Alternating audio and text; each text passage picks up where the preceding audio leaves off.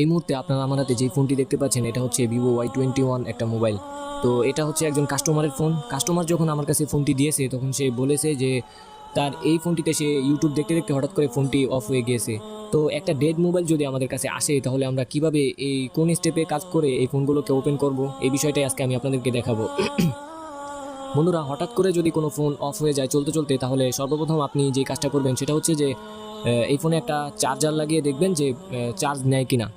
তো এখানে কিন্তু ব্যাটারি কানেক্টর এবং র্যাবন ট্যাবন সব কিছু লাগানো আছে। এবার আমি এটাকে চার্জে লাগালাম।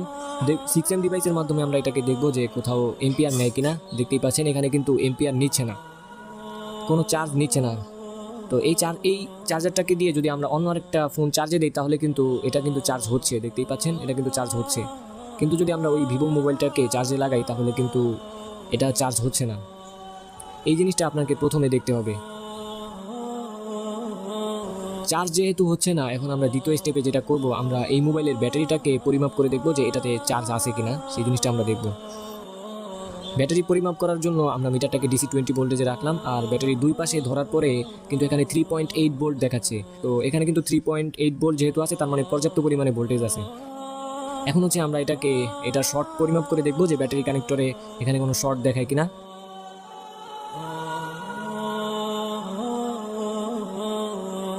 তো মিটারটাকে এইভাবে ধরার পরে এখানে কিন্তু শর্ট দেখায়নি। আর মানে এটা হচ্ছে শর্টটা চেক করার নিয়ম হচ্ছে যে আপনি মিটারটাকে একভাবে ধরবেন, দেখবেন যে মিটারে মান দেখাবে, আর মানটা হচ্ছে আপনার 300-র উপরে দেখাতে হবে। আর আরেকভাবে যদি ধরেন তাহলে দেখবেন যে মান দেখায় না।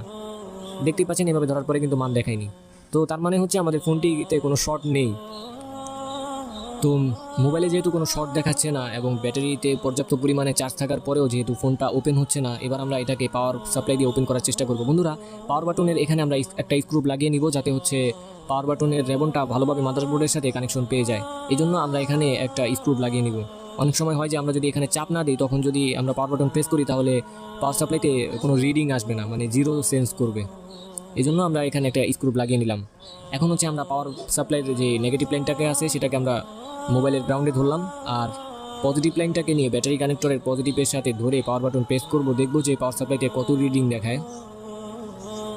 আমি পাওয়ার বাটন প্রেস করতেছি, দেখতেই পাচ্ছেন পাওয়ার সাপ্লাইতে কিন্তু কোনো রিডিং আসতেছে না, জিরো সেন্স করতেছে, এখানে কিন্তু কোনো রিডিং নাই। হঠাৎ করে একটা ফোন ডেড হয়ে যাওয়া, তারপর হচ্ছে পাওয়ার সাপ্লাইতে কোনো সেন্স যদি না করে তাহলে সেই প্রবলেমটা আসতে পারে বিপিএইচ লাইন থেকে। মানে বিপিএইচে যদি কোনো ভোল্টেজ না থাকে তাহলে কিন্তু দেখবেন যে পাওয়ার সাপ্লাইতে কোনো সেন্স করবে না। বন্ধুরা, এখন আপনার মনে হয়তো একটা প্রশ্ন জাগতে পারে যে বিপিএইচ লাইনটা আসলে কি। বিপিএইচ লাইন হচ্ছে এটা যে ধরুন এখানে একটা ব্যাটারি কানেক্টর আছে,